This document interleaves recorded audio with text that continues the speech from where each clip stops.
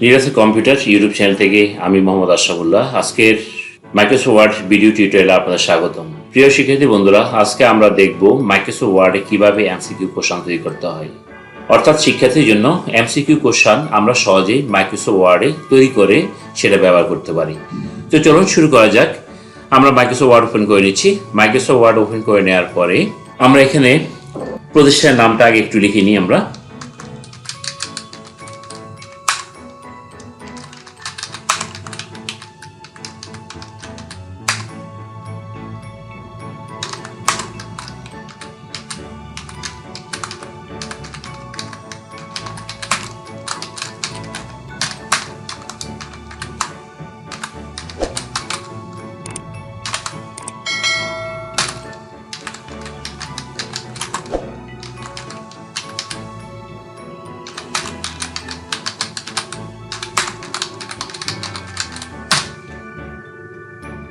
এখানে লিখলাম আমরা কন্ট্রোল এ দিয়ে কন্ট্রোল চেপে ক্লোজিং থার্ড চেপে লেখাটাকে আমি একটু বড় করে নিচ্ছি।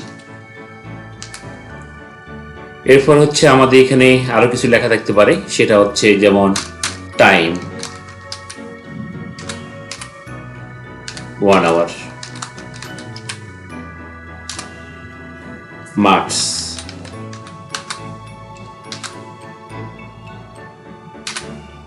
50। এবার আমরা কোশ্চেন শুরু করি। আমরা কোশ্চেন শুরু করার জন্য প্রথমত আমরা কিবোর্ড থেকে একটা 1 প্রেস করব। 1 প্রেস করে একটা ট্যাব দেব। ট্যাব দেওয়ার পর এখন আমি কোশ্চেনটা লিখব, হুইচ ওয়ান ইজ সফটওয়্যার।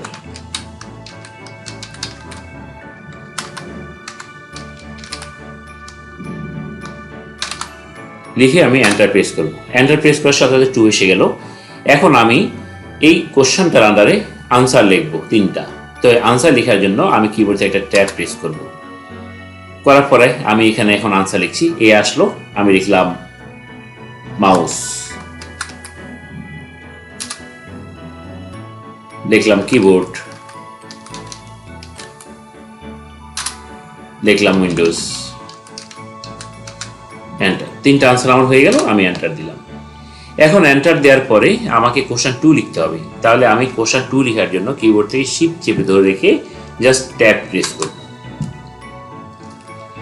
এখন আমি আবার সেকেন্ড কোশ্চেন লিখব। লিখলাম which one is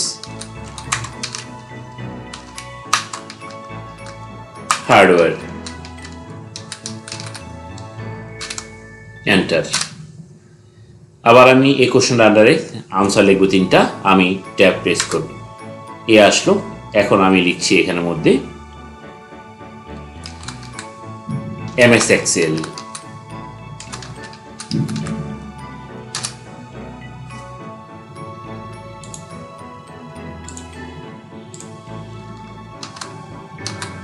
MS word,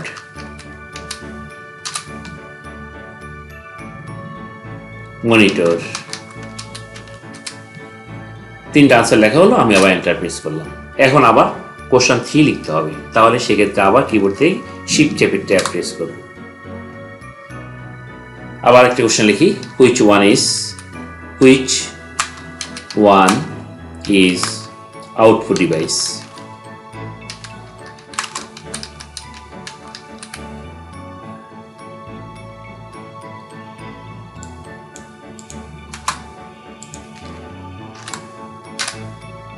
এখন 4 আসলো, কিন্তু আমি 3 যে কোশ্চেনটা আছে সেটা নিচে আনসার লিখবো 3টা। তাহলে আমি ট্যাব প্রেস করব। এই হলো, এখন আমি আনসার লিখব। আমি লিখছি monitor, mouse, hard disk.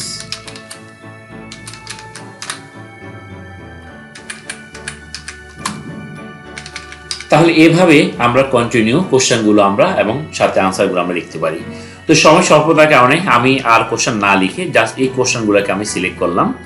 Select করার পর আমি কন্ট্রোল সি দিয়ে কপি করলাম। কপি করে আমি এন্টার দিয়ে এবার নিচে আমি পেস্ট করব।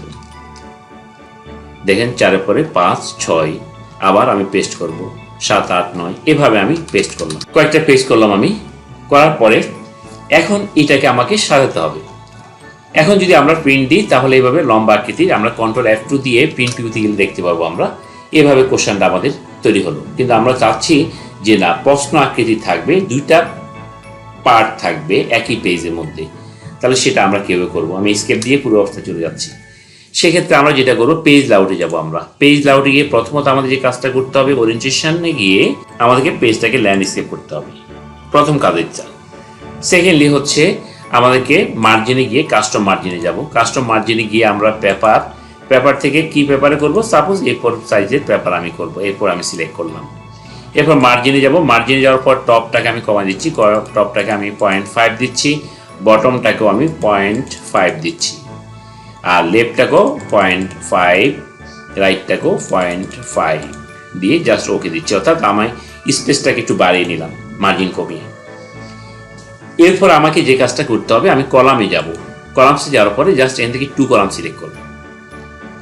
এখন আমাদের MCQ কোশ্চেন তৈরি হয়ে গেল, কিন্তু আমাদের প্রিন্ট করার ক্ষেত্রে যদি আমরা এইভাবে প্রিন্ট করি তাহলে দেখা যাবে যে কি আমাদের প্রিন্টগুলো ঠিকভাবে হবে না। কেন হবে না? এই পেজটা হবে আমাদের প্রথম পেজ, এটা হবে সেকেন্ড পেজ, এটা হবে থার্ড পেজ, এবং এটা হবে ফোর্থ পেজ। তো সেক্ষেত্রে আমাদের এই লেখাগুলোকে আমি এন্টার প্রেস করে আমি ফার্স্ট পেজে নিয়ে আসি। ফার্স্ট পেজে আমি নিয়ে আসলাম, আনার পরে আমার 1, 2, এরপর হচ্ছে এগুলো 3। এরপর এই লেখাগুলোকে আমি সিলেক্ট করব। সিলেক্ট করার পরে এখান থেকে আমি এটাকে Ctrl X দিয়ে কেটে ফেললাম। তাহলে আমার হলো 8, 9, 10, 11, 12, 13। এরপর এখান থেকে হবে 14। তাহলে এখানে ক্লিক করে আমি জাস্ট Ctrl V দিচ্ছি। V দেওয়ার পর আমার লেখাটা সরে গেল। আমি ব্যাক স্পেস দিয়ে লেখাটাকে আবার নিয়ে আসতেছি উপরে, ব্যাক স্পেস দিয়ে আবার প্রথমে নিয়ে আসতেছি। এখন এইখানের মধ্যে আমি যে ডেটা দেখতে পাচ্ছি সেটা হচ্ছে আমার নাম্বারগুলো চেঞ্জ হয়ে গেছে। তো সেই নাম্বারগুলো চেঞ্জ হয়ে যাওয়ার কারণে আমাকে যে কাজটা করতে হবে, আমি এখানে ক্লিক করব। জাস্ট এখানে ক্লিক করার পরে আমি এখানে নাম্বার ফরম্যাটে ক্লিক করব। এই নাম্বারিং ক্লিক করার পরে এখান থেকে আমি সেট নাম্বারিং ভ্যালুতে ক্লিক করব।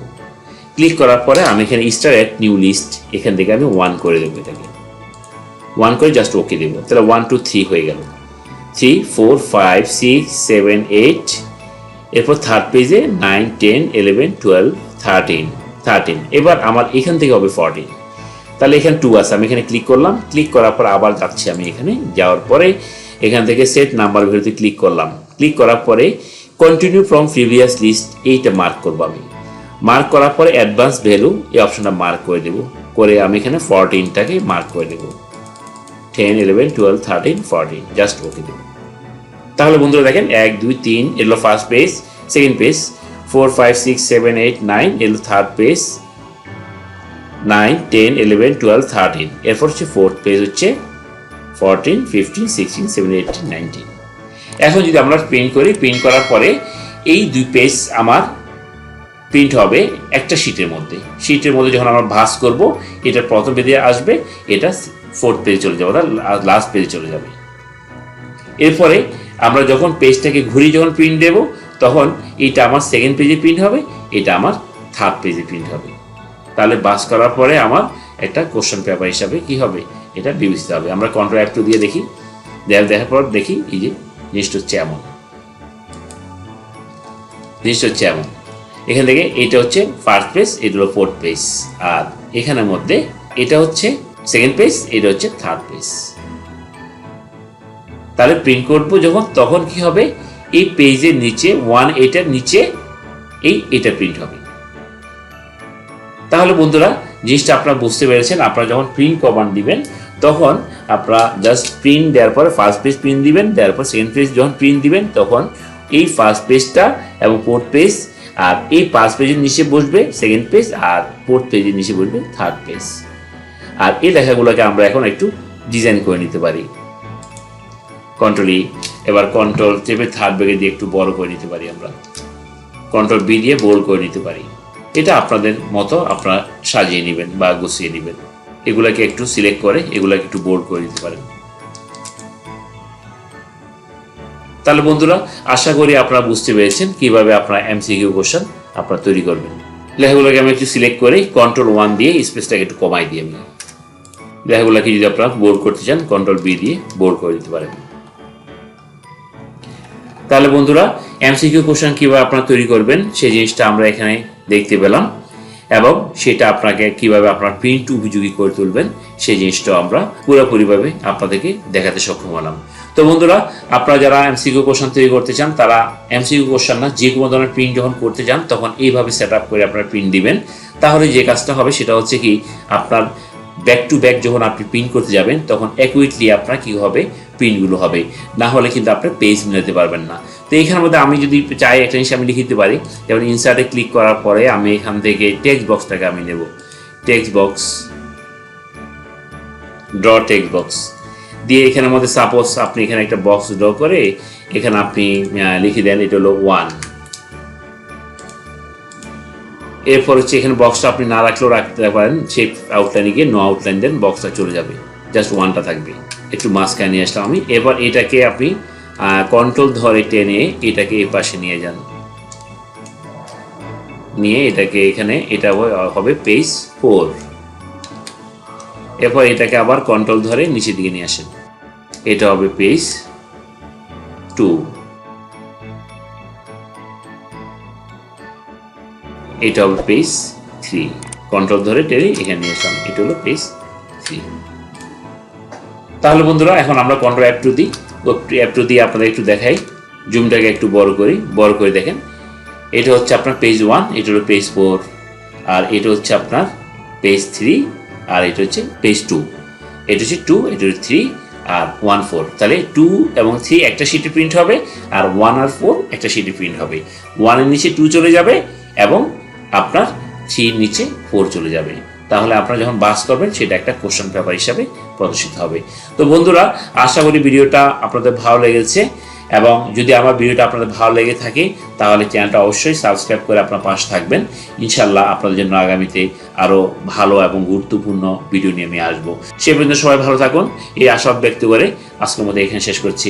আল্লাহ হাফেজ, আসসালামু আলাইকুম ওয়া রাহমাতুল্লাহ।